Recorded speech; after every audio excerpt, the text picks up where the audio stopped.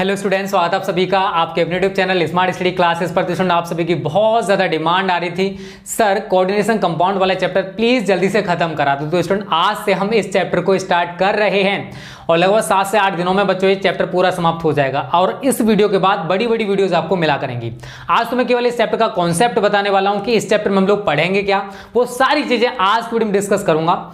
देखो यहां से बच्चों हमारा आईपीएससी नाम पूछा जाता है, बोर्ड एग्जाम ज्यादातर आईपीएससी यहां से बनता है और भी क्वेश्चंस बनते हैं, वो सारे क्वेश्चंस मैं आपको बता दूंगा जब वीडियो ये चैप्टर लास्ट होगा तब, ठीक है।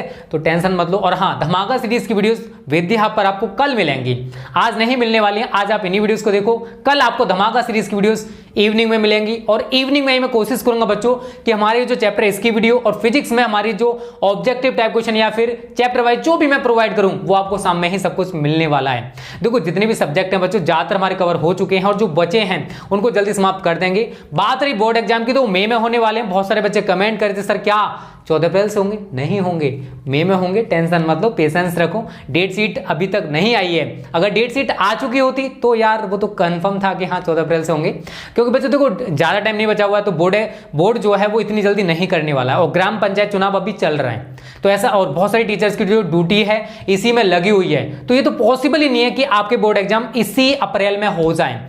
जैसे ग्राम पंचायत चुनाव खत्म होगा उसके बाद ही बच्चों आपके बोर्ड एग्जाम होंगे, तो रिलैक्स होकर स्टडी करो, बहुत अच्छे से स्टडी कराऊंगा, टेंशन मत लो, ठीक है बच्चों। तो यहां पर देखो थ्योरेटिकल था ये जो है पोर्शन, इसी वजह से मैंने यहां पर लिख दिया है। नेक्स्ट वीडियो में बहुत सारे टॉपिक्स हम लोग डिस्कस करेंगे। लिगेंड्स क्या होते हैं, उपसेशन यौगिक, ये कैसे आईपीएस नाम, मतलब देखो बहुत सारे टिपिकल यहां से आईपीएस नाम पूछे जाते हैं और वो सारे सीख पाओगे, क्योंकि इसमें केंद्रीय धातु परमाणु क्या होता है, लिगेंड्स क्या होते हैं, वो सारी चीजें, कीलेट्स क्या होते हैं, बहुत सारी चीजें होती हैं जो कि इससे रिलेटेड है। सब कुछ सीखोगे, टेंशन क्यों ले रहे हो। चलो बच्चों सबसे पहले बात करते हैं कि कोऑर्डिनेशन केमिस्ट्री क्या है, उप सहसंयोजक रसायन किसे कहते हैं। तो देखो रसायन विज्ञान की वह शाखा जिसके अंतर्गत उप सहसंयोजक यौगिकों का अध्ययन किया जाता है उसी को कहते हैं यार कोऑर्डिनेशन केमिस्ट्री। तो रसायन विज्ञान की ये एक ब्रांच है जिसके अंतर्गत हम लोग उप सहसंयोजक यौगिकों का अध्ययन करते हैं।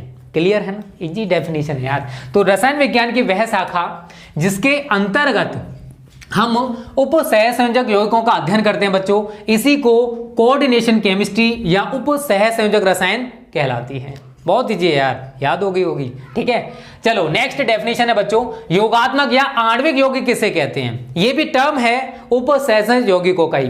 तो बच्चों होता क्या है, तो जब हम विलयन में, कोई विलयन है अगर उसमें 2 या 2 से अधिक लवण, या तो 2 लवण हो या फिर 2 से ज्यादा लवण हो, अगर ये एक निश्चित आणविक अनुपात में मिल जाए, एक साधारण आणविक अनुपात में मिल जाए, संयुक्त होते हैं, तब नए यौगिकों के, जो नया कंपाउंड बना है बच्चों, उसके हमें क्रिस्टल प्राप्त होते हैं। दोबारा समझो, जब विलयन में कोई सॉल्यूशन है अगर उसमें 2 या 2 से अधिक लवण एक निश्चित अनुपात में मिल जाएं, एक निश्चित रेशियो में मिल जाएं, तो बच्चों हमें नए यौगिक के क्रिस्टल प्राप्त होते हैं। इन्हीं यौगिकों को, ये जो क्रिस्टल युक्त यौगिक प्राप्त हो रहा है बच्चों, इसी को हम लोग आणविक या योगात्मक यौगिक कहते हैं। क्लियर है ना।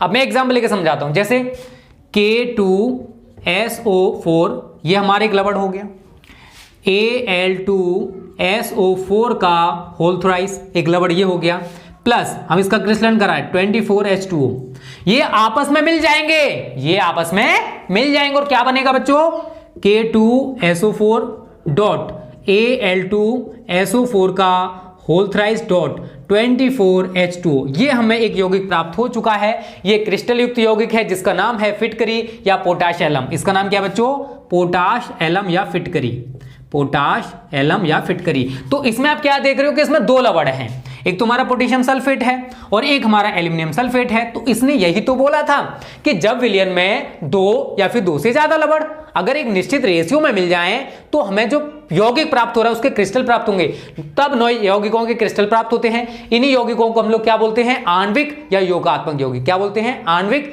या योगात्मक यौगिक। क्लियर है ना, दिक्कत तो नहीं, बता देना, ठीक है।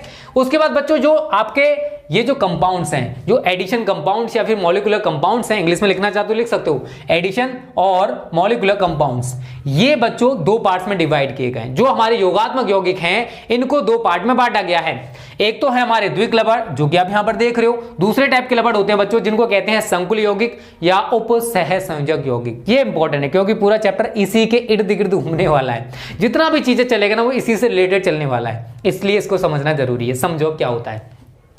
देखो बच्चों, योगात्मक यौगिकों को दो वर्गों में बांटा गया है। कौन कौन से वो दो वर्ग हैं? एक तो आपके द्विक लवण डबल साल्ट होते हैं और एक संकुल यौगिक होते हैं। कौन से होते हैं? Complex compounds and double salt and complex compound. अब इनको दो पार्ट्स में किस टाइप से डिवाइड किया ये भी तो जानना जरूरी है ना। तो समझो बच्चों, अगर हम डबल साल्ट या द्विक लवण की बात करते हैं तो वे यौगिक जो जलीय विलयन में सरल आयनों में विभक्त हो जाते हैं, सरल आयनों में टूट जाते हैं। सरल आयन क्या होते हैं अभी समझ में आएगा, टेंशन मत लो। तो वे यौगिक जो जलीय विलयन में सरल आयनों में विभक्त हो जाते हैं, टूट जाते हैं, उन्हीं को हम लोग डबल साल्ट कहते हैं। अब ये जो डबल साल्ट है मैं इसी का एग्जांपल लेके आपको समझाता हूं बच्चों। ये है हमारा K2SO4 डॉट Al2SO4 का होल थ्राइस डॉट 24H2O।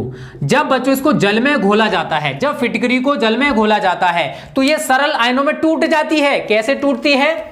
ये सरल आयनों में टूटेगी K+ में। किसमें टूटेगी? पोटेशियम आयन में। सल्फेट आयन इसमें होते हैं तो सल्फेट आयनों में टूट जाएगी SO4-।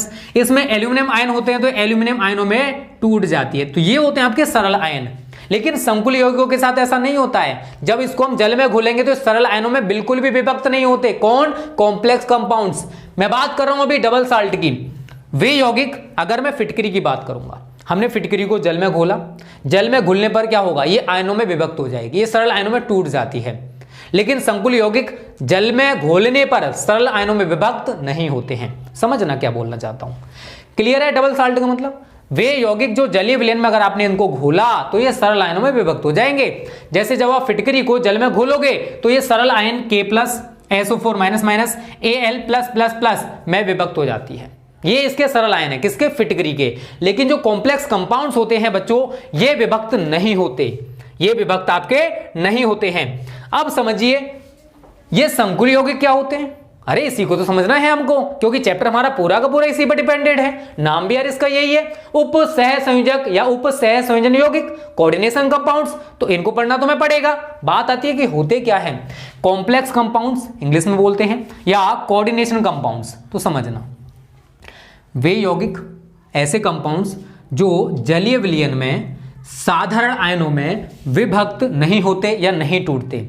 ये साधारण आयनों में टूट जाते हैं द्विक लवण, लेकिन जो कॉम्प्लेक्स कंपाउंड्स होते हैं अगर आप इनको जल में घोलोगे तो ये सरल आयनों में विभक्त नहीं होते या टूटते नहीं हैं।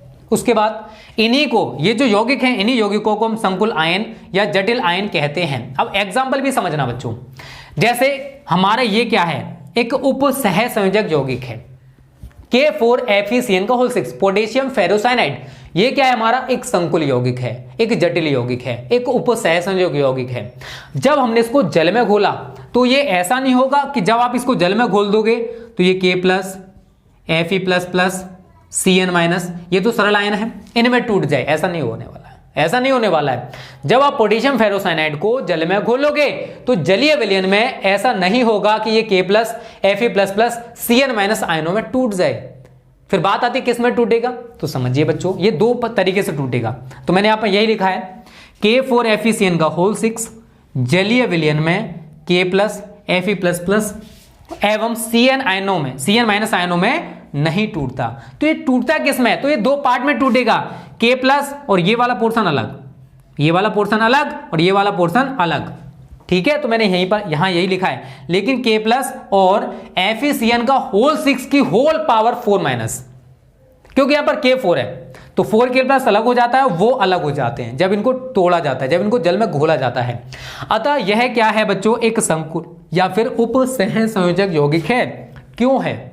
क्योंकि ये एक ऐसा कंपाउंड है, जब हमने इसको जल में घोला तो जल में घोलने पर ये सरल आयनों में विभक्त नहीं हुआ। अगर ये सरल आयनों में इस टाइप से टूट जाता, अगर इस टाइप से टूट जाता तो इसका मतलब क्या है कि ये हमारा डबल साल्ट है, बट ऐसा नहीं हुआ।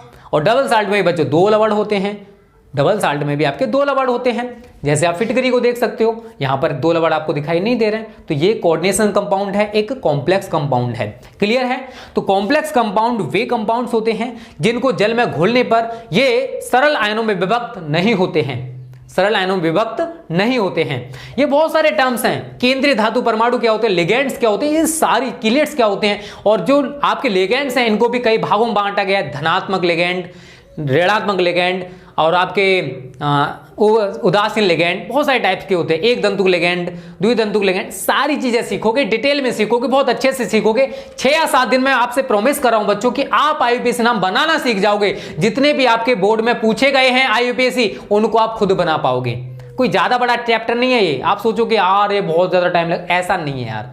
जितना आता है बोर्ड में उतना ही आपको पढ़ना है, बहुत अच्छे से पढ़ना है। और आपको सारे क्वेश्चंस मैं यहाँ पे दिखा दूंगा कि यहां से कौन कौन से क्वेश्चंस बनते हैं, उनको नोट आउट कर लेना, उनकी तैयारी आपको करनी है। जितने भी आईपीएससी होंगे उनको तो आपको बनाना सीखना है, क्योंकि आईपीएससी का आप रट्टा नहीं मार सकते हो, और वो आप तभी सीख पाओगे जब आप 1 by 1 जितनी वीडियोस मैं आपको दूं इस चैप्टर की उनको आप सही तरह देखोगे। एक आपको नोट पॉइंट बच्चों याद रखना है, जितने भी आपके संकुल यौगिक होते हैं इनका निर्माण ज्यादातर संक्रमण धातु परमाणुओं अथवा आयनों द्वारा किया जाता है। इसमें भी आप देखोगे तो ये क्या हमारा संक्रमण धातु है। जो हमारे डी ब्लॉक के एलिमेंट्स होते हैं उनके द्वारा ज्यादातर संकुल यौगिकों का निर्माण किया जाता है, चाहे वो परमाणु की फॉर्म में हो या फिर वो आयनों की फॉर्म में हो।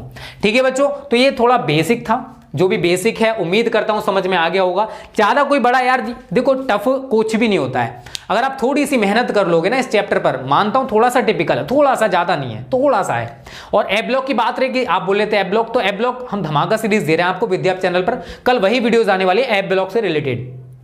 एप ब्लॉक का जितना भी पोर्शन होगा वो उन दोनों एक वीडियो में समाप्त होने वाला है। कल 2 क्वेश्चंस मैं आपको कराऊंगा एप ब्लॉक के, वो दोनों क्वेश्चंस इंपॉर्टेंट है, उनकी तैयारी आप कर लेना। धमाका सीरीज की टेंशन मतलब टेंशन तो किसी भी चीज की मत लो। और बात रही यार कि थोड़ा सा डिले हो गया तो क्यों टेंशन ले रहे हो, पेपर भी थोड़ा डिले होने वाले हैं, मई में होने वाले हैं। सिलेबस अच्छा चल रहा है, अच्छे से खत्म हो गया है। सारे सब्जेक्ट जितने भी थे यार हमने पूरी कोशिश की कवर करने की, अच्छे से कवर भी कराएं। आप एक चीज देखते हो, पता है कि सर ने सिलेबस में एक चैप्टर छोड़ दिया है। कभी ये नहीं सोचते हो कि सर ने धमाका सीरीज भी दे रहे हैं, sir important short type question की भी सीरीज दे रहे थे, सर इंपॉर्टेंट न्यूमेरिकल की सीरीज भी दे रहे थे, सर रिएक्शन कैसे करते हैं वो सीरीज भी दे रहे थे, sir very objective type question की सीरीज भी दे रहे हैं। आप ये कुछ नहीं देखते हो। आप खुद समझदार हो, खुद सोचो बच्चों, हमारा अगर जितना टाइम उधर गया है अगर हम इधर डाइवर्ट कर देते तो कितनी जल्दी सिलेबस खत्म करा चुके होते। दूसरी चीज मैं आप सभी से बोलना चाहूंगा, देखो आप पहली बार बोर्ड एग्जाम देने वाले हो तो आपको नहीं पता किस टाइप से क्वेश्चंस आते हैं। जो सीरीज आपको दे रहा हूं ना ये आपके लिए बहुत ज्यादा इंपॉर्टेंट है। अगर आप ये सिलेबस नहीं भी पढ़ते हो ना, और आप ये चैप्टर तो पढ़ना जरूरी है क्योंकि यहां से पूछा जाता है, अगर आप और कुछ नहीं पढ़ते हो और आप धमाका सीरीज या important objective, very short type, long type in series को देख लेते हो तब भी स्टूडेंट आपका 80% कवर हो जाएगा। कितना? 80%। आपको नहीं पता है बट मैं जानता हूं। तो धमाका सीरीज जल्द समाप्त हो जाएगी। धमाका सीरीज समाप्त होने के बाद भी है ना आपके पास लगभग 20 से 25 दिनों का टाइम बचेगा, और उस टाइम पीरियड में आपको एक नई चीज कराऊंगा, टेंशन मत। देखो कुछ ना कुछ आपको मिलेगा जरूर, और जितनी मेहनत मैं कर सकता हूं बच्चों करने की कोशिश कर रहा हूं। इस टाइम बहुत ज्यादा बिजी हूं, सच में बता नहीं सकता, आप खुद नहीं समझ सकते मैं कितना बिजी हूं। चलो कोई दिक्कत नहीं यार, आपकी प्रॉब्लम मैं समझ रहा हूं, बोर्ड एग्जाम नियर है, मैं भी पूरी कोशिश करूंगा, पूरी मेहनत करूंगा। कल आपको धमाका सीरीज, कल आपको 4 वीडियोस मिलेंगी, 2 विद्या चैनल पर और 2 इस चैनल पर, ठीक है। एक तो आपको यही मिलने वाली है, और फिजिक्स में हो सकता है आपको चैप्टर वाइज या कुछ आगे बढ़ाऊं, मॉडर्न फिजिक्स या ऑप्टिक्स का। अदरवाइज हो सकता है बच्चों में ऑब्जेक्टिव टाइप क्वेश्चन की सीरीज है उसी को कराऊं, तो कल देख लेना क्या होने वाला है, ठीक है बच्चों। तो आज वीडियो कहीं पे समाप्त करते हैं, चैप्टर स्टार्ट हो गया, ज्यादा से लाइक करना, कम से कम इस वीडियो पर मुझे 1500 लाइक्स चाहिए, कर देना। रेगुलर बेसिस पर सीरीज दूंगा, चैप्टर कराऊंगा, टेंशन मतलब। Okay students, thanks for watching this video.